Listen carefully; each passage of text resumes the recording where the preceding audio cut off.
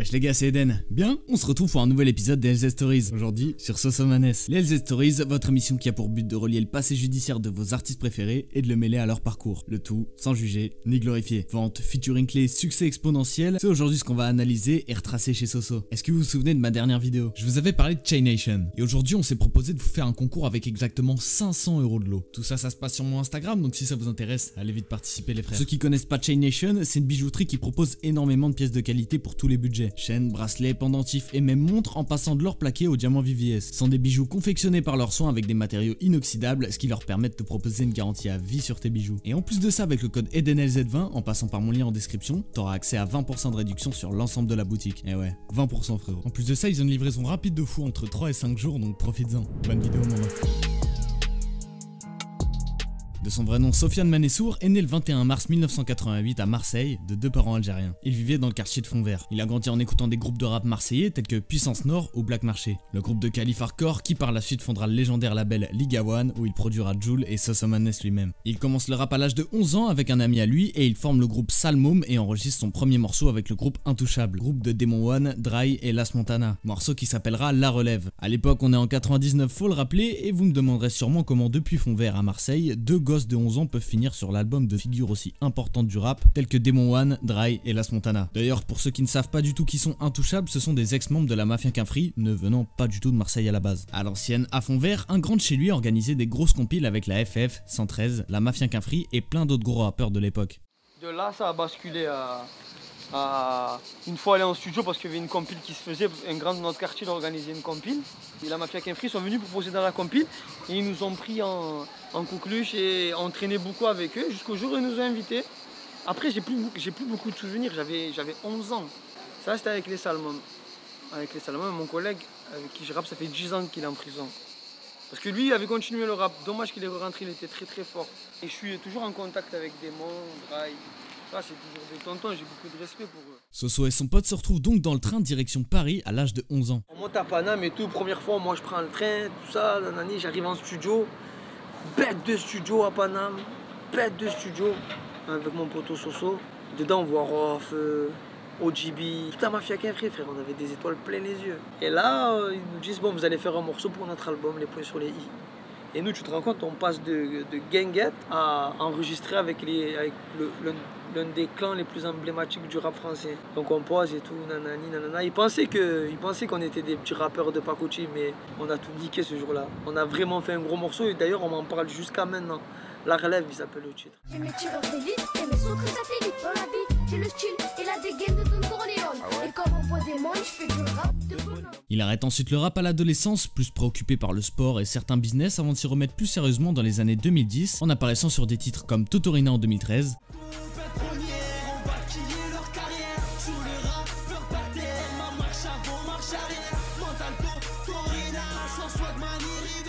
Tarpin fit l'Algérino. Y'a Tarpin, problème, peu de solution. Tarpin envie de voir mes frangins en permission. Poto lève la tête. Jeune de cité fit Jul. Tu t'es mis à boire comme tous les jeunes de la cité. Jeune de cité, été comme hiver, moi j'enchaîne les TP. Je fais de l'argent facile, c'est Tarpin. Pourquoi tu me fais le gros fit Liga One Industries sur le deuxième album de Jul. Dans les ruelles de ma ville, raison n'est pas un pain. Et si tu veux l'oseille, va braquer en 4 ans. On vient reprendre le game, c'est ce qu'il fallait. Et pour finir, Neymar, qui fera le premier million de vues sur sa chaîne, mais sera supprimé suite à la signature du joueur au PSG.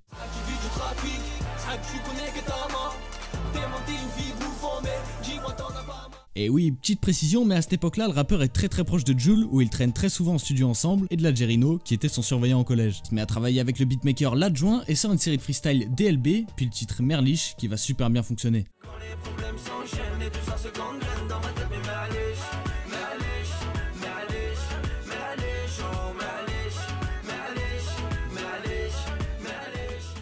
Mais malheureusement, la justice le rattrapera très vite puisque 2 jours après la sortie du clip, Soso est arrêté et il ne pourra pas défendre le titre comme il l'aurait voulu. Je sors mon clip le 16 mai, frère. Je rentre en prison le 18 mai. C'est-à-dire mon clip qui a le mieux marché, avec tout le temps d'exploitation, j'étais en prison, frère. J'ai pas pu déguster. Mais je me suis dit, c'est ça, c'est le destin, je l'ai accepté. Les surveillants, ils rentraient tous les jours, ils me disaient, hey, Soso, 1 million de vues. Genre 2 semaines après, 3 millions de vues, nanani, tu vois.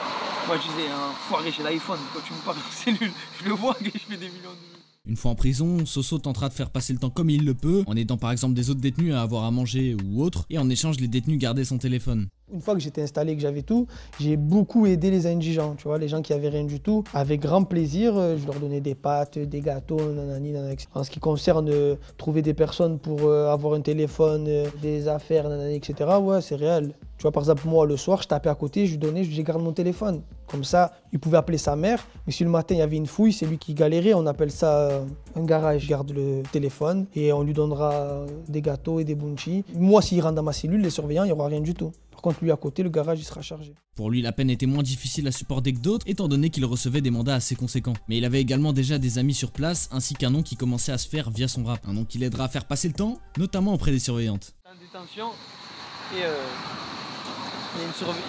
je voyais qu'une surveillante, elle me regardait, tu vois, elle me faisait du charme.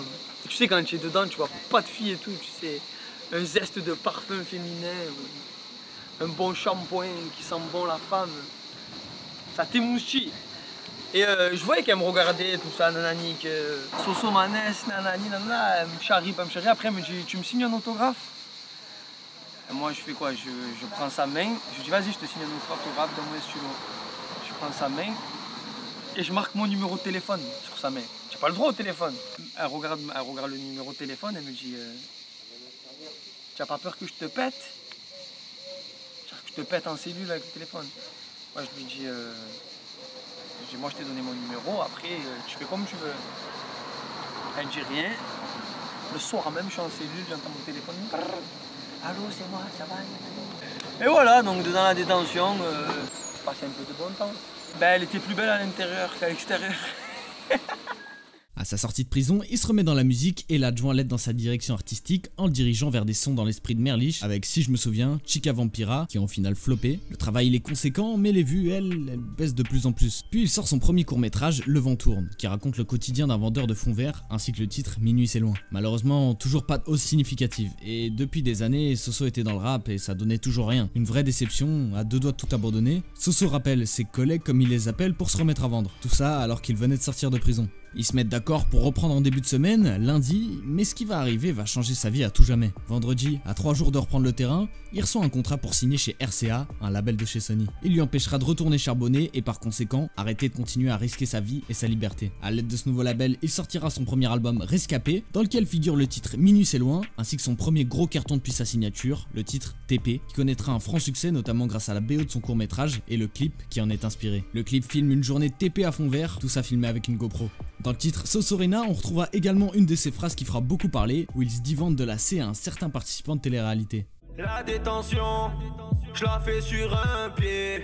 Je ressors, je vends de la pure à Julien des Marseillais. Suite à ce refrain, Julien Tanti portera plainte pour supprimer le clip en question. Et Soso, il pourra pas s'empêcher de le vanner. À la suite de ça, le rappeur envoie l'année suivante son album Mistral, porté par des titres comme Somanes, qui à la base était un simple freestyle de sa série Ceci n'est pas un cleans, que Soso faisait pour teaser le public en attendant le deuxième projet, et par le titre Mistral, qui était le premier extrait de celui-ci. Son personnage est vraiment particulier et drôle de fou, notamment par son anecdote qu'il a raconté chez Petit Délire, où il avait voulu faire gagner 1 kilo sur Instagram. Ils m'ont puni pendant 5 mois, j'étais shadowban. Sérieux? Ah ouais? Pourquoi, wesh? Parce que j'avais filmé 80 kilos et j'ai dit notifier. J'ai notifié un pote à toi et si celui qui tu ressors, il gagne 1 kilo. Un strike de Instagram des ténèbres. Là, ça va. Non, tu te fous de ma gueule. Le projet va lui permettre d'encore passer un cap et ça se verra dans les featuring, notamment avec le fameux titre en feat avec Lacrim. Et pour continuer sur les featuring, on pouvait parler aussi d'Ornet, Alonso et DAUZI. Les ventes prendront aussi puisqu'il fera 8K en première semaine alors que l'album avait été repoussé une première fois pour des raisons personnelles. Pour la sortie de son album, il avait même organisé un midi-minuit où tous les auditeurs passaient dans son quartier pour récupérer son album avec plein de goodies. Comme promis et comme prévu, rendez-vous vendredi 5 juin ici même au four pour vous vendre l'album de main à la main dans des pochons. J'ai pas mis les cadeaux, seulement les personnes qui seront là présentes vendredi 5 juin le verrou. Pour finir, je vous conseille toujours des titres de l'artiste pour vous aider à adhérer plus facilement au délire et à l'univers de l'artiste. Personnellement, je me suis vraiment mangé fort Mistral. Moi, l'été, niveau rap, j'aime pas trop puisqu'on a souvent droit à des sons de boîte ou des tentatives de hit de l'été et puis bon, c'est pas ce qui me fait le plus kiffer personnellement. Et Soso, lui, bah il a sorti un gros album rappé en plein début d'été, ce qui m'a permis de me sentir moins seul dans mes écouteurs. Que ce soit des sons très kickés et très efficaces comme Balance ou encore l'incroyable Mistral avec une instru des ténèbres et des vieilles comptines samplées, et 3 sons très planants et mélancoliques que j'ai énormément appréciés et qui font partie d'un certain registre que je pense être un des types de sons que j'aime le plus dans le rap en général. Les sons tristes et mélancoliques mais qui ne parlent pas de meufs. Pour illustrer mes propos, prends D.A.U.Z, La Vraie Vie par exemple. Pour commencer, il y a Pimpon, très mélancolique, toujours dans les mêmes thématiques, les gyrophares, les amis disparus, la prison, tu te poses au bord de la mer avec ça mon ref, t'es bien. Encore dans le même registre, Zodiac est totalement fou, le couplet de DA est glaçant et le refrain de Soso parlant de ses amis disparus, c'est vraiment un morceau puissant. Et pour finir sur un très gros coup de cœur, d'habitude j'aime pas trop les morceaux de storytelling parce que je trouve que c'est sensiblement toujours la même histoire, mais le titre Bilal, pas du tout. Soso raconte l'histoire d'un jeune africain nommé Bilal voulant émigrer vers l'Europe en narrant toutes les péripéties que Bilal peut traverser. J'aimerais bien faire un épisode sur ce genre de son badant tout en restant très rap et sans parler de meufs. Si ça peut vous chauffer, dites-le moi en commentaire. Bref, n'oubliez pas qu'il y a un gros concours sur mon Insta pour gagner 500 € de bijoux, donc n'oubliez pas d'aller participer les frérots. Avant de finir, n'oubliez pas les refs, si vous rappez ou vous faites des prods, envoyez vos sons au Up7 avec cette adresse, laisse un like et un commentaire pour le référencement et n'oublie pas de t'abonner pour rejoindre la propagande. La légende raconte que si tu likes et tu t'abonnes, tu reçois un virement instantané d'1 million d'euros. Donc je serais toi, j'hésiterais pas. Bonne soirée ou bonne journée mon ref ou ma ref. Ciao.